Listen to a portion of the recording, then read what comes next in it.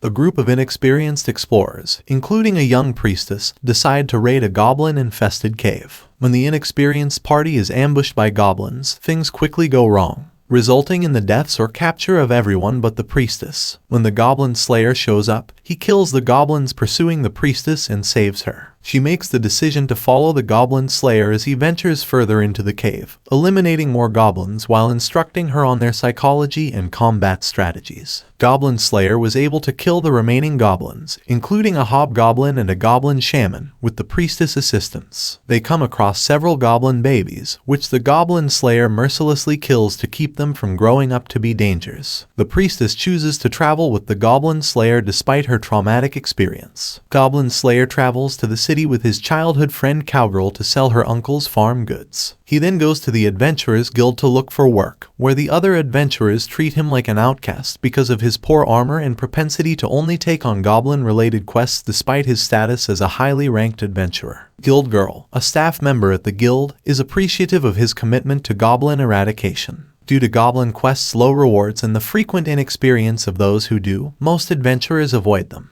The Goblin Slayer reveals that when he was a young child, goblins attacked his village and nearly all of the residents were killed, including Cowgirl's parents. While there, he saw goblins kill his older sister. This inspired him to train and master the art of goblin killing, but also made him awkward around people and obsessed with killing goblins, which, according to Cowgirl's uncle, will be the reason Goblin Slayer will never be typical. Despite her uncle's warnings, Cowgirl sticks up for her friend because she wants to make amends to him for not taking him to the city the day before the goblins attacked their village. Later, a Goblin Slayer and a priestess attack a goblin fortress, burn it down, and stop the goblins from fleeing. A high elf and her friends are searching for a man by the name of Orc Bulk. Inquiring about an adventurer named Orc Bulk, the high elf archer, dwarf shaman, and lizard priest approach the guild girl, in fact referring to the goblin killer. While the Goblin Slayer converses with the trio in the language of their respective races, the priestess is defended by the witch, a friend of the Goblin Slayer. When some inexperienced explorers attempt to persuade the priestess to abandon the Goblin Slayer and join them, assuming he's just using the priestess as a lure, Goblin Slayer is informed by a high elf archer that they have allied with the human kingdoms to battle the army of the resurrected demon lord. They also want to hire him for a mission related to this. Goblin Slayer initially declines, much to High Elf Archer's chagrin as demons are not his concern. But then Dwarf Shaman and Lizard Priest mention goblin-occupied ruins in Elven land, since the elves are unable to mobilize their army due to political considerations. After chastising Goblin Slayer for not asking if she wanted to join, Priestess also joins their mission, as the group sets up camp and eats their racist food. A drunk High Elf Archer berates the Goblin Slayer for his rude behavior, while the others discuss the origins of goblins. The group enters the ruins after a High Elf Archer kills the Goblin Sentinels the following day. As the group of the Goblin Slayer enters the ruins, he observes that there are no totems, indicating that the goblins are not being led by a shaman. After saving a captive elven man from goblin torture, an enraged High Elf Archer swears to exact revenge on her kin. The group locates the goblins sleeping in a hall. The Goblin Slayers group kills the sleeping goblins without waking the others by using the sleeping and silence spells. The goblin leader and an ogre, one of the demon lord's generals, are however alerted by their silence. The ogre uses his strength and fire magic to attack the group, and because of his size and quick healing abilities. When Goblin Slayer's allies are at their weakest, the ogre proves to be challenging to kill. The magic teleportation scroll that the witch gave to the Goblin Slayer serves as his trump card, which sends a powerful jet of water from the ocean's depths to severely harm the ogre, before striking him dead. As the Goblin Slayers group retreats to the city, and Elvis reinforcements show up to take control of the ruins. High Elf Archer wants to take Goblin Slayer on a legitimate adventure as a result of her encounter with him and his obsession. Goblin Slayer assists Cowgirl in transporting supplies to town after healing from his wounds. He meets a High Elf Archer, a Dwarf Shaman, and a Lizard Priest there and informs them of his interest in joining them as they explore some ruins. He then runs into two young adventurers who have lost their sword in the sewers and gives them advice on how to use a club as an improvised weapon in order to recover it. Priestess tells him she has been promoted to the next adventurer rank, and previously thanks Goblin Slayer for saving her life. Arya Scout is punished for stealing loot from his party during a promotion exam, and Guild Girl asks Goblin Slayer to sit in as an observer. Arya Scout then considers attacking the Guild Girl but is stopped by the presence of the Goblin Slayer. Thanks to the Goblin Slayer's advice, the two young explorers were able to recover the sword in the interim. Sword Maiden, who was among the heroes who killed the original Demon Lord 10 years ago, then makes a special request for the Goblin Slayer to kill some goblins. The revived Demon Lord is killed along with his army by the new hero and her companion, even though some generals are still on the run. Goblin Slayer and the rest of the party travel to Watertown where they encounter retired Sword Maiden. The Sword Maiden informs them that there have been several recent violent murders in the town, and they believe goblins in the sewer system are to blame, because other adventurers have failed and the army won't mobilize to fight goblins. She made the decision to contact Goblin Slayer. The party is led into the sewers by the Goblin Slayer, who accepts the quest and reveals that goblins have mastered the use of boats to navigate the sewers. After sinking a goblin boat, the party attracts the attention of a giant alligator, which they take advantage of by tricking it into destroying the rest of the goblin fleet, which baffles Goblin Slayer because goblins have never been smart enough to use boats before. The Goblin Slayer is troubled when they reach the surface because the fact that the goblins could use boats, but weren't aware of the alligator led him to believe that someone had deliberately placed the goblins in the sewers. Goblin Slayer and his group return to the sewers to look into the goblins' origins after a brief rest in town. A canary is brought along by the Goblin Slayer as a precaution to alert them to any poisonous gas. The group descends further into the sewers but is trapped in a tomb and led into a trap. The canary alerts the party that the goblins are also pumping poisonous gas into the room,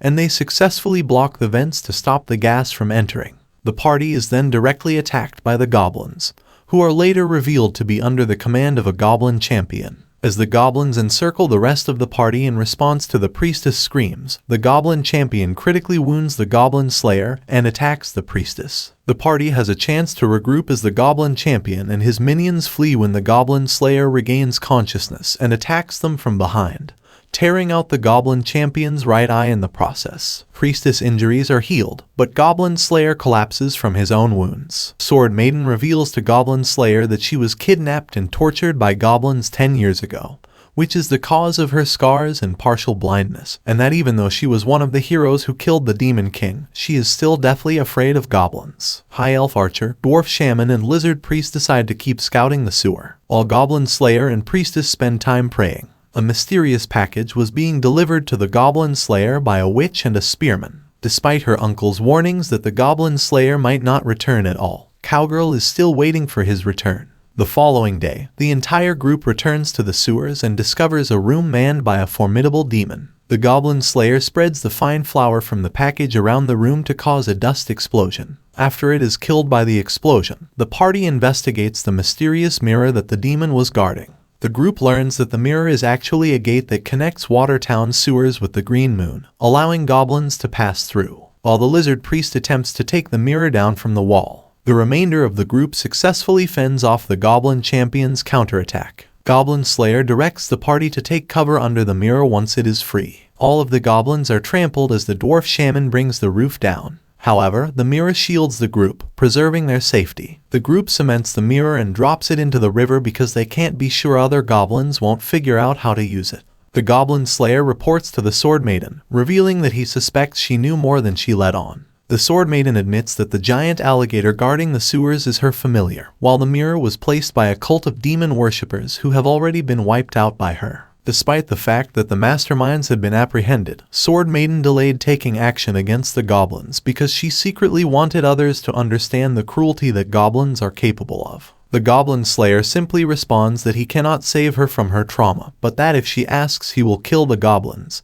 even in her dreams, which seems to alleviate her concerns. On the way back to their town, the Goblin Slayer informs the rest of the party that he intends to make ice cream, and the party promises to assist him. The hero's defeat of the Demon Lord and his army is confirmed, and she becomes the 10th person in history to achieve platinum rank. There are celebrations all over the country. Meanwhile, Goblin Slayer continues his daily chores and travels with Cowgirl to town to have his armor repaired. While there, he notices veteran adventurers training rookie adventurers when he runs into the rest of his party, who invite him out for lunch, with Cowgirl and Guild Girl also joining. During the meal, the Guild Girl mentions that the Guild has started a program in which retired adventurers train rookie adventurers, allowing retired adventurers to stay employed and rookie adventurers to have a better chance of survival. Cowgirl wonders when the Goblin Slayer will retire. The next day, the Goblin Slayer does more farm chores and reads a letter from Sword Maiden, thanking him for his assistance and telling him she no longer sees goblins in her dreams. That night, Cowgirl shares a moment with Goblin Slayer and advises him to consider his future. The following day, the Goblin Slayer goes on his daily patrol around the farm and finds goblin footprints. A horde of over 100 goblins will soon attack the farm, according to the Goblin Slayer. He warns the cowgirl that he cannot fight that many goblins in the open and advises her to flee. She, on the other hand, refuses to abandon her home for the second time. The Goblin Slayer travels to town to seek assistance from other adventurers. They initially refuse because there is no quest or reward for fighting the goblin horde. The Goblin Slayer then offers everything he owns, including equipment, assets, knowledge, and time, as a reward for assisting them in their fight. Sensing Goblin Slayer's seriousness about the situation, Spearman and Witch agree to fight alongside him. In addition, the two rookie adventurers that Goblin Slayer assisted, and Goblin Slayer's party also joins without hesitation for the rewards of food and drink afterward or him joining for an adventure. The guild girl then declares that she has posted a bounty of 1 gold for each dead goblin, which persuades the remaining adventurers to join. The adventurers are warned by the Goblin Slayer that the horde is being led by a Goblin Lord, a highly intelligent goblin who specializes in leadership. The Goblin Lord then sends a number of hobgoblins and goblin champions at the adventurers and attempts to flee. However, Goblin Slayer intercepts him while the veteran adventurers slay the hobgoblins and goblin champions. The Goblin Slayer battles the Goblin Lord alone and is defeated. When the Goblin Slayer is about to be killed, the priestess casts 2 protection spells in order to trap the Goblin Lord. The Goblin Lord tries to deceive the priestess by pleading for mercy, but he is killed by the Goblin Slayer. It is revealed that this was all part of his plan to use the priestess as bait in order to catch the Lord. After all of the goblins have been dispatched and the farm has been secured, to celebrate, the adventurers return to the guild, where the Goblin Slayer confides in the cowgirl. He has begun to develop an interest in becoming an adventurer. As a reward for the priestess, he removes his helm, and the other adventurers are surprised to see his face for the first time. In the epilogue, the priestess narrates that the Goblin Slayer is just another pawn on the gods' chessboard. However, the gods have taken an interest in him as a result of his refusal to let the gods decide on his actions. That is, they have no idea what happened to him. She then mentions that the Goblin Slayer is still fighting. Please consider subscribing if you enjoyed the content. Many more videos like this one will be coming from me. I hope to catch you at the next one.